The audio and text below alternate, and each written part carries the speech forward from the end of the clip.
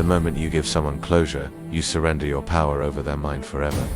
Think about it. When a relationship ends, when someone wrongs you, when you walk away from a situation, what does everyone beg you for? Closure, explanations, a final conversation. And what do most people do? They provide it. They think they're being mature, evolved, civilized. That instinct to give closure, it's destroying your psychological leverage without you realizing it. Every time you explain yourself, every time you provide that final answer, you're releasing someone from the mental prison they've constructed around you. In this video, I'll reveal Machiavelli's most ruthless psychological weapon, one he never explicitly wrote in The Prince, but embedded in every political maneuver he documented. This is about permanent psychological dominance, not temporary power plays. When Machiavelli served the Florentine Republic, he observed something the history books conveniently ignore. The princes who maintained the longest control over territories weren't always the strongest militarily. They were the ones who understood a fundamental truth about human psychology. Uncertainty breeds obsession. Modern society has inverted this wisdom entirely. We're told that closure is healing, that explaining ourselves is respect, that clarity in communication is maturity. These are beautiful lies that keep the masses psychologically weak and easily controlled. The self-help industrial complex has convinced you that you owe people explanations, that relationships require proper endings, that ghosting is somehow morally inferior to a clean break. Why? Because people who provide closure don't occupy mental real estate. They're forgettable. They're powerless. Machiavelli understood what modern psychology is only now, confirming through research on the Zeigarnik effect and intermittent reinforcement. The human brain is neurologically wired to obsess over incompleteness. An unfinished story dominates more cognitive resources than a completed one. The powerful throughout history have weaponized this. Napoleon's mysterious exile, Howard Hughes' gradual disappearance, Steve Jobs' reality distortion field. These weren't accidents. They were strategic ambiguity, the deliberate withholding of closure. But there's something even darker about this strategy that Machiavelli hinted at in his private letters. Something that transforms it from a defensive tactic into an offensive weapon of total psychological domination. We'll get to that in a moment. The law of perpetual ambiguity. Never fully explain. Your decisions, the first principle, is simple but counterintuitive. Your power over someone's mind is directly proportional to the questions you leave unanswered. When you explain your decisions, you satisfy curiosity. When you satisfy curiosity, you terminate the psychological loop. When that loop terminates, you become mentally categorized, filed away, and forgotten. You become past tense in someone's consciousness. Here's the psychological mechanism. The human brain operates on prediction models. It constantly tries to construct narratives that explain behavior. When someone can't predict you, can't explain you, can't categorize you, their brain enters a state of cognitive dissonance that demands resolution. But if you never provide that resolution, you become a permanent open file in their psychological operating system. Let me give you a concrete example from modern power dynamics. A CEO at a Fortune 500 company abruptly fired his second-in-command after 15 years.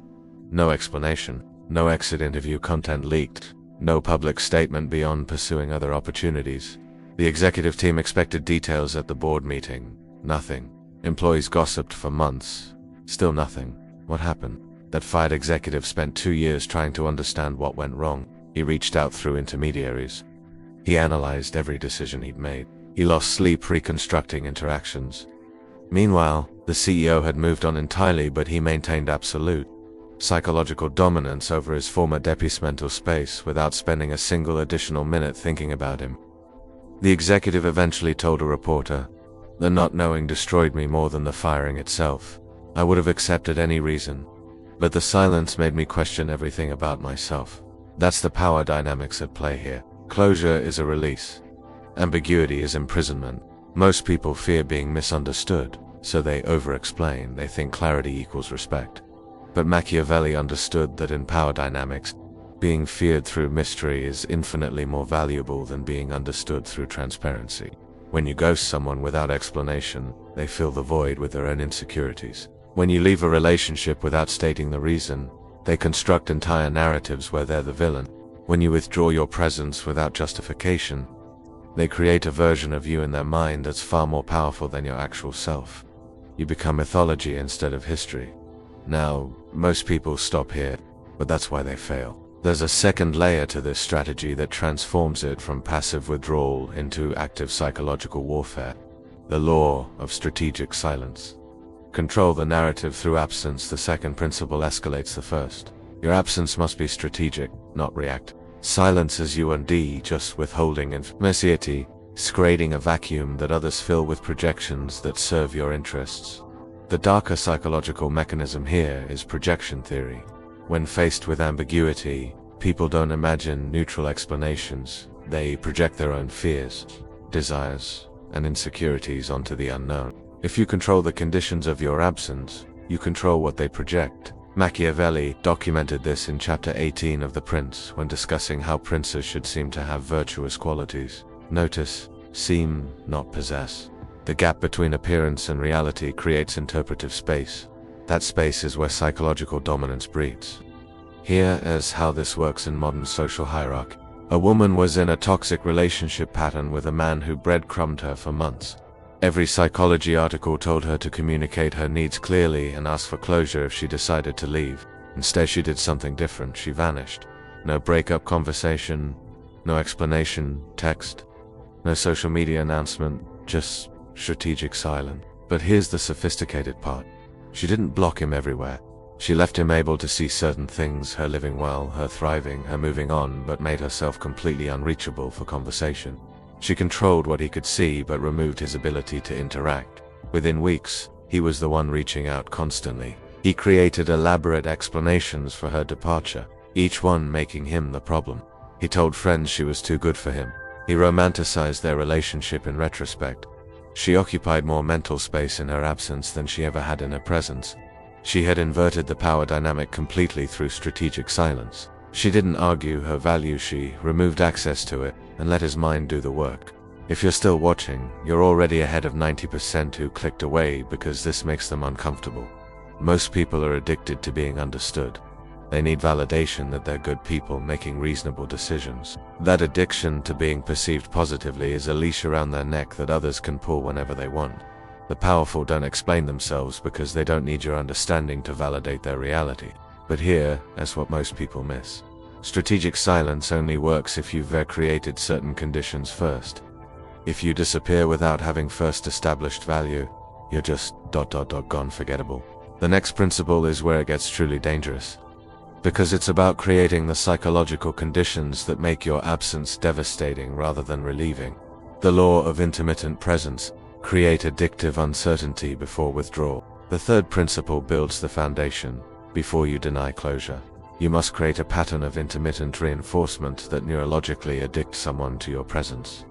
This is where Machiavelli's philosophy intersects with modern neuroscience. Variable ratio reinforcement schedules, the same mechanism that makes gambling addictive, creates stronger psychological dependencies than consistent reward patterns. When you're always available, always predictable, always clear, you're neurologically boring. The brain adapts to consistent stimuli and stops releasing dopamine. But when your presence is unpredictable, when your attention is intermittent, when your availability is uncertain, the brain treats you like a slot machine. Each interaction becomes a potential reward, flooding the system with anticipatory dopamine. Here's where it gets dark. You're not just creating pleasant anticipation. You're creating a neurochemical dependency that resembles addiction pathology. Think about your own life. Who occupies more mental space? The friend who always responds within 10 minutes? Or the person who sometimes responds immediately and sometimes takes days? The consistent person is reliable but forgettable. The variable person is frustrating but unforgettable. Weak people are consistently available because they fear losing connection. Powerful people are strategically inconsistent because they understand that uncertainty creates obsession. Let me show you how this plays out in social dominance hierarchies. A venture capitalist built his reputation not on being the smartest investor, but on being the most unpredictable. Sometimes he'd respond to pitches within hours. Sometimes weeks would pass. Sometimes he'd meet entrepreneurs immediately. Sometimes he'd cancel 3 times before meeting. There was no discernible pattern. Entrepreneurs became obsessed. They checked their email compulsively. They analyzed his previous investments for clues about his preferences. They constructed elaborate theories about what he wanted to hear. The uncertainty didn't push them away, it pulled them deeper into his orbit. When he finally disappeared, when he rejected a deal without explanation or simply never responded, those entrepreneurs couldn't move on. They'd already been conditioned to associate him with intermittent reward. His silence wasn't a clear no they could process and release. It was another gap in the pattern their brains were desperately trying to solve. He understood that the absence only devastates if the presence was addictive first. This is where you need to be careful. Creating intermittent reinforcement patterns requires discipline. Most people accidentally do the opposite. They're inconsistent when they should be present, and they're overly available when they should be scarce. They create confusion instead of mystique. The pattern must appear natural, not manipulative. Strategic, not chaotic. The moment someone recognizes the pattern as deliberate, the power of it. Machiavelli was clear about this in his writings on deception. The art is in appearing artless, but knowing these principles isn't enough. You need to understand how they combine into a systematic approach that makes your psychological impact permanent. The law of eternal incompleteness. Structure interactions to never resolve the final. Most powerful principle. Every interaction should contain an embedded question, an unfinished thread, an implied continuation that never comes. This is the forbidden knowledge that Machiavelli practiced but couldn't explicitly write.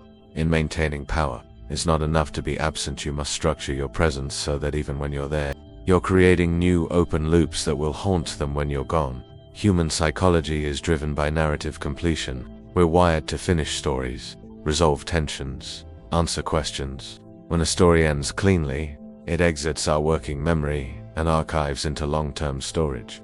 But when a story remains incomplete, it occupies active cognitive resources indefinitely. Most people can't handle this truth because it requires you to be comfortable with being misunderstood, even hated, if it serves your strategic interests.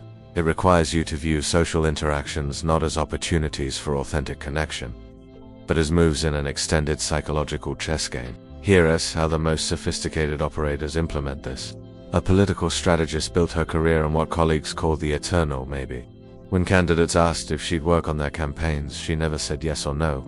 She'd either say, "I'm very interested in what you're rebuilding," or "Let's us revisit this after the primary." She'd have meetings that ended with, "I need to think about this," followed by weeks of silence, followed by, "Let's talk again next month."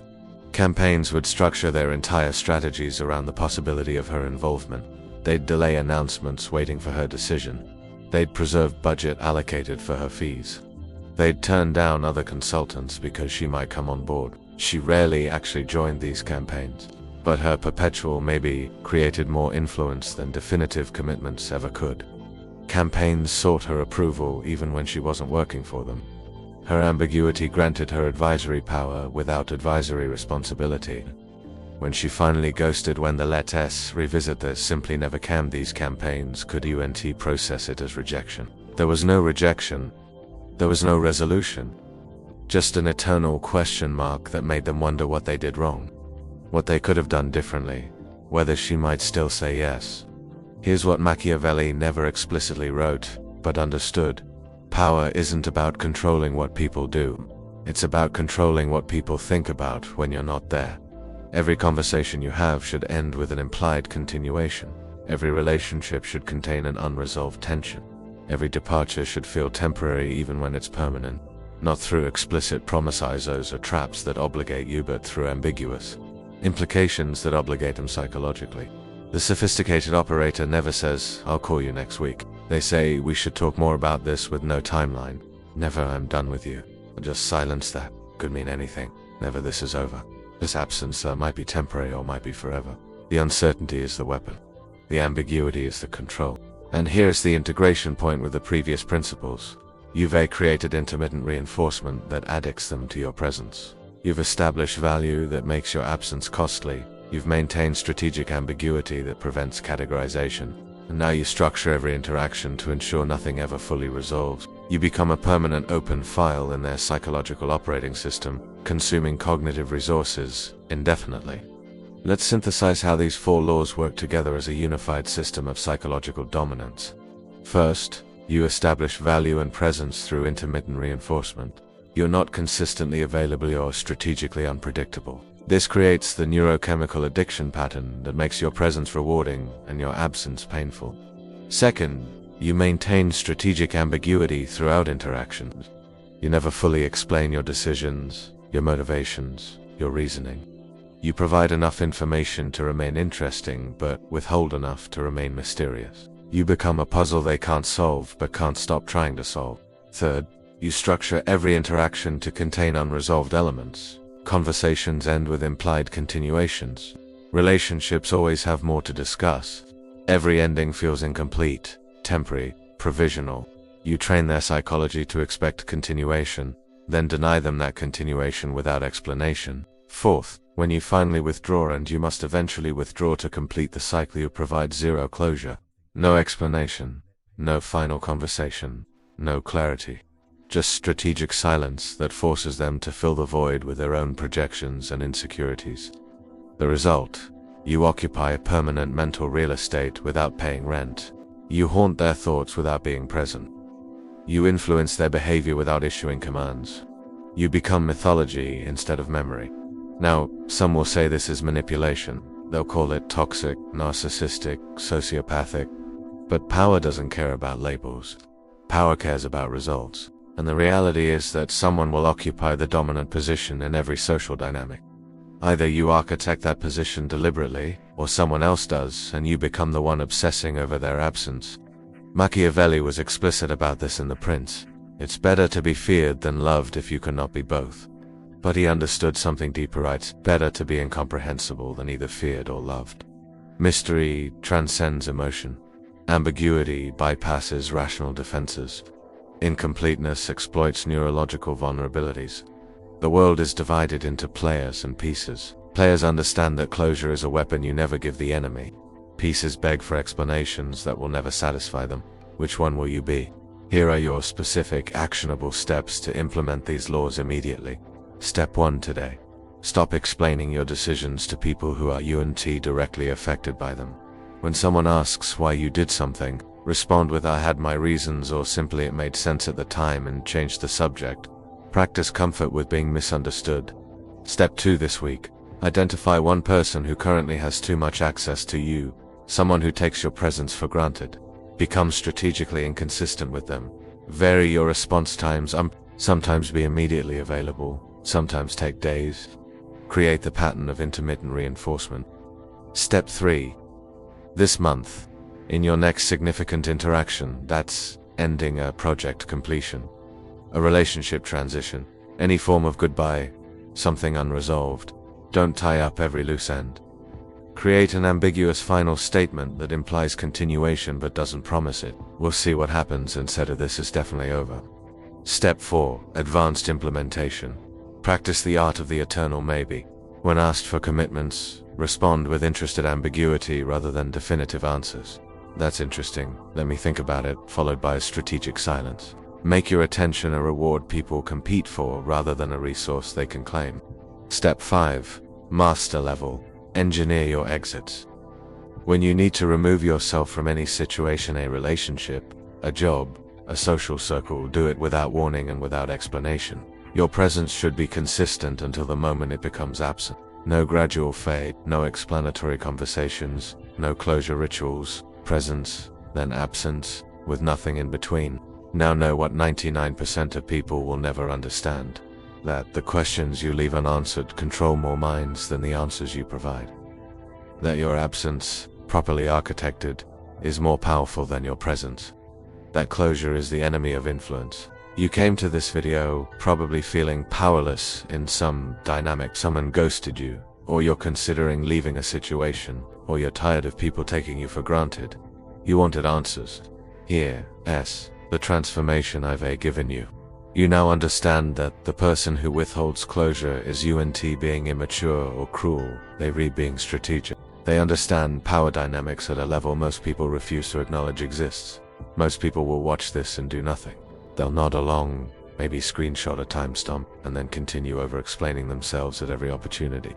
They'll keep providing closure because their need to be seen as a good person overrides their strategic interests. That's why they stay powerless. But some of you, maybe 5% watching this, will recognize the part of yourselves that is exhausted from performing for others' approval.